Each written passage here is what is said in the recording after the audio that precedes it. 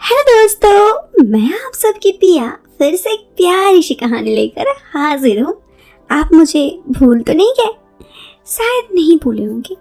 वैसे आप में से जो लोग मुझे पहली बार सुन रहे हैं ना, मैंने अपनी अधूरी कहानी इसका चैनल के पहले वाले वीडियो में अपलोड किया है, तो आप उस अधूरी कहानी को सुन लीजिए। फिर कहानी में हम आगे बढ़ते हैं। इस कहानी को पूरी भी करना है, तो चलो। और हाँ, मैं तो आपको एक बात बताना भूल ही गई दोस्तों, इस कहानी को सुनते वक्त आप ईयरफोन या फिर हेडफोन का उपयोग तो ज़रूर कर लें। इससे ना इस कहानी की ऑडियो आपको पसंद आएगी जब आपके कानों तक पहुंचेगी। तो चलो मेरे प्यारे दोस्तों, अब इस कहानी को आगे बढ़ते हैं। तो दोस्तों, जैसे कि मैंने आपको बताया, गाँव की छोरी शहर आ चुकी थी, यानी कि मैं गाँव से पहली बार आकर शहर में रहने लगी थी। पहले तो मैं शहर में आके खूब शहर में घूमी।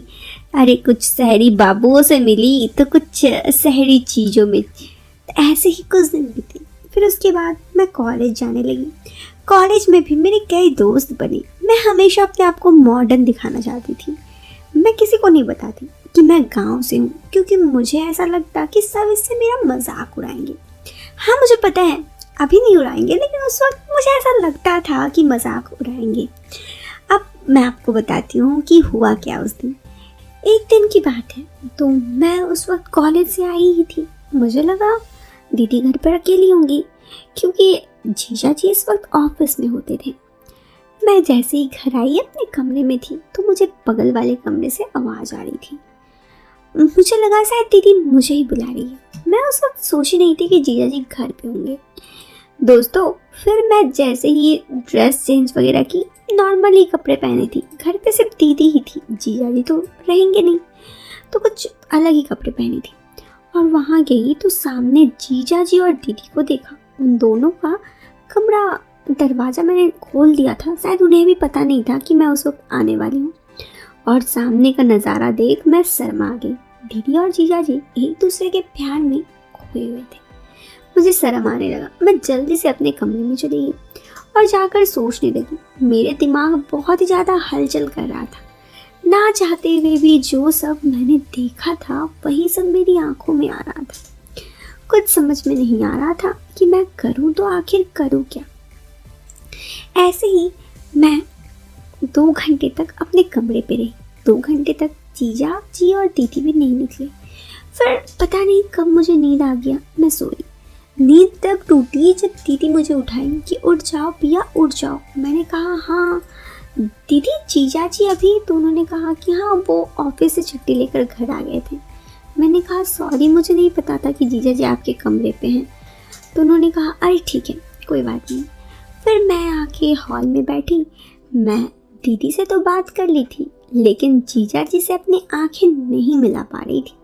सच कहूँ तो जो घटना अभी घटित हुई थी थोड़ी देर पहले, चाह कर भी मैं उनसे भूल नहीं पा रही थी।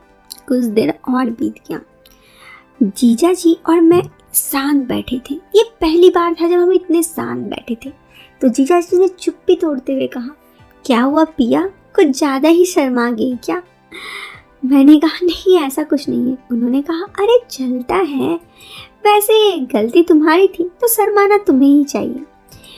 मैं उस वक्त मानो क्या कहूँ, मेरे मुंह से कुछ वर्ड्स ही नहीं निकल रहे थे। मुझे इतना ज़्यादा शर्म आ रहा था। खैर, मैंने कहा मुझे नींद आ रही है। मैं उठ के अपने कमरे में चली गई। उस दिन के बाद से जीजा जी मुझसे थोड़ी ज़्यादा बातें करने लगे, ज़्यादा हंस बोलने लगे। कुछ भी कह देते, मैं इन सब बातों को इग्नोर करती, क्योंकि मुझे पता था कि वो सिर्फ मजाक ही कर रहे हैं। इसी बीच हमारे कॉलेज से एक टूर पे जाना था। मैंने दीदी को कहा तो दीदी ने कहा हाँ ठीक है, जरूर जाओ। कॉलेज में एक लड़का था जिसका नाम राघव था। यूँ तो राघव ज़्यादा किसी से बात नहीं करता था, लेकिन मेरे दिल में उसके लिए बहुत कुछ था। और सच कहूँ तो मैं सिर्फ राघव से नज़दीकियाँ बढ़ाने के लिए उस ट्रिप में जाना चाहती थी। तो ट्रिप वाले दिन जीजा जी मुझे अपने कॉलेज तक छोड़ती बाइक से। दूसरे दिन मैं खुद जाती थी। आज जीजा जी छोड़ दिए थे, क्योंकि लगेज भी था। हम लोग 3-4 दिन के लिए ट्रिप पे जा रहे थे। उसके बाद ना क्या हुआ कि जैसे ही मैं ट्रिप में बैठी, तो बहुत देर हो गया, सब आ चुके थे लेकिन राघव नहीं आया। बस खुलने ही वाली थी। मैं बहुत मायूस हो गई क्योंकि मैं बस राघव के बारे में सोचकर इस ट्रिप में जाना चाहती थी। मुझे लगा शायद राघव नहीं आएगा, लेकिन जब गाड़ी खुलने ही वाली थी तभी राघव आया। उसे देख मेरी आंखों में खुशी आ गई। मैंने राघव को देखा लेकिन उसे नहीं पता था। मैं अपनी फ्रेंड के साथ बैठी थी और जब गाड़ी खुलने लगा तो जीजा जी मुझे बाय बोलकर चले गए। उसके बाद ये सफ़र शुरू हो गया। ये सफ़र काफ़ी एक्साइटेड था। हम जहाँ पे जा रहे थे वो एक हिल स्टेशन था। सफ़र 2 घंटे का था, लेकिन रास्ता में ट्रैफिक होने की वजह से 3 घंटे लग गया। जब हम लोग वहाँ पहुँचे तो करीब दिन के 11 बज रहे थे। हम लोगों को कहा गया कि सब फ्रेश हो जाए और फिर सब हम लोग खाना खाने के लिए साथ में मिलेंगे। सब लड़कियों को अलग अलग रूम दिया गया था, मतलब एक रूम में 3-4 लड़की। जैसे ही मैं रूम में गई मैंने अपना ड्रेस चेंज किया, फ्रेश हुई और थोड़ा अच्छा से तैयार हुई, मेकअप भी की क्योंकि राघव की था। दोस्तों, इस कहानी के आगे के पार्ट में मैं आपको बताऊंगी कि आखिर उस ट्रिप में जाने के बाद राघव से मुलाकात में क्या हुआ और उस ट्रिप में आगे क्या क्या हुआ। मैंने आपको पहले ही कहा था ये कहानी काफ़ी रोमांचक है और काफ़ी बड़ी हो सकती है।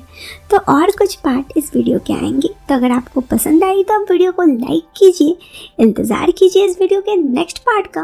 मैं मिलती हूँ आपसे फिर एक नए वीडियो में एक नया इंटरेस्टिंग टॉपिक के साथ। तब तक के लिए बाय बाय।